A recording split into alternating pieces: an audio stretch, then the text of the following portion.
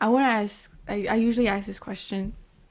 What were your top experiences through this whole journey in Sin Titulo, and then like in your personal life as well, if you have any?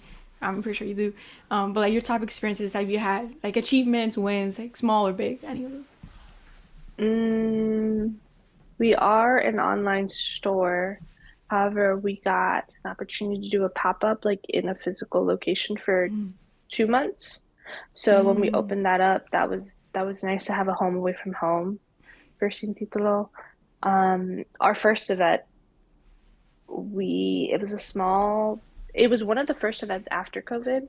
I remember that. And we got like over 100 RSVPs in this space. I think only the space was not allowing 100 people. And we had a line. We had a Oh wow. line, and it was hailing or snowing, one of the two. And people were waiting in line.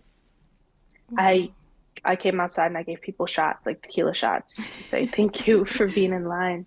So that was one of our earlier accomplishments. Um, Let me think what else. Our Sin Titulo Cinco de Mayo first mental health discussion was really nice because it was a full fruition of what I've been working on for months. Um, we've gotten a scholarship with Soho House in terms of like working on projects, and that project was actually the Cinco de Mayo event. So having resources like corporate resources has really helped um, elevate and really speed up our process on what we want to do. Personally, I always go back to like the traveling aspect, but like Peru was one of the countries that I've wanted to go to since I was young.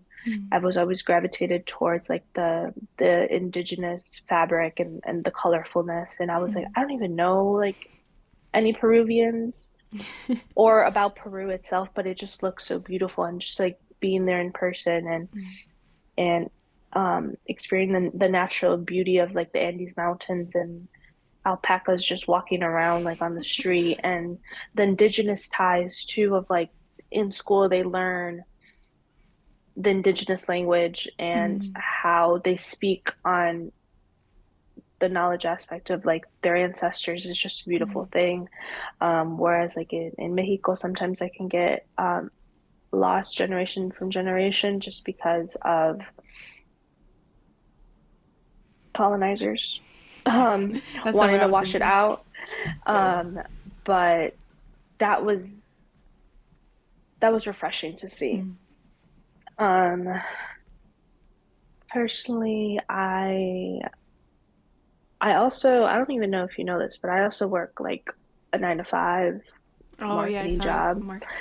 And I think one of my accomplishments, yes, was starting off in that, but then also like knowing utilizing my voice to advocate for when things aren't right.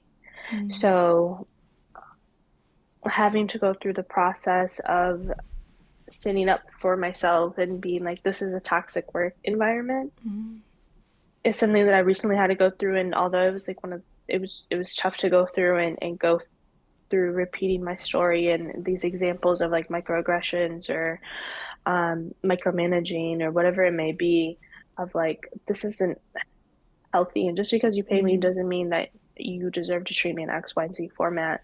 So really just being on the other side of like being in a healthier work environment um, is tough to do, but I'm glad that I did it.